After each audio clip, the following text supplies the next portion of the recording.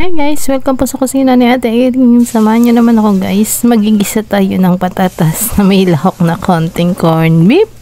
So yun guys, napadami yung aking patatas. But okay lang kasi masustansya naman yung patatas. Healthy living para hindi maagang malibing. So yun guys, mekos-mekos. Gisa-gisa muna natin. Yan, pag alam natin na na-fry na natin ng konti ang patatas, isunod na natin igisa ang ating bawang and sibuyas.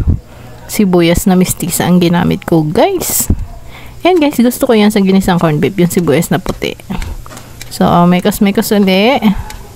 Pag alam natin na pwede nang ilagay ang ating corn beef, ilagay na natin. Ayan guys, hindi ako masyadong nag-aalat dyan ha, kasi guys alam naman natin kapag dilata ang ulam, maalat po yan, kasi yun yung kanilang pang preserve. Kaya tatantyahin natin ang ating pag-aalat para hindi tayo magkasakit sa bato. So ayan, lagyan natin ng konting H2O. Ayan, pakakatihin natin siya dyan.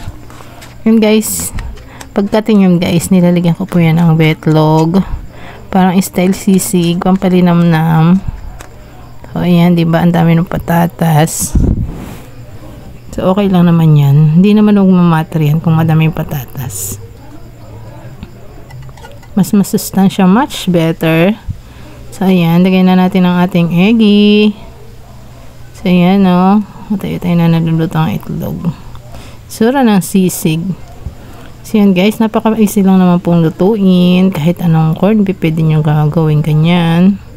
So yan guys, happy eating po. Happy tummy na naman. Bye guys, maraming salamat po. Piliin po natin maging masaya tayo palagi.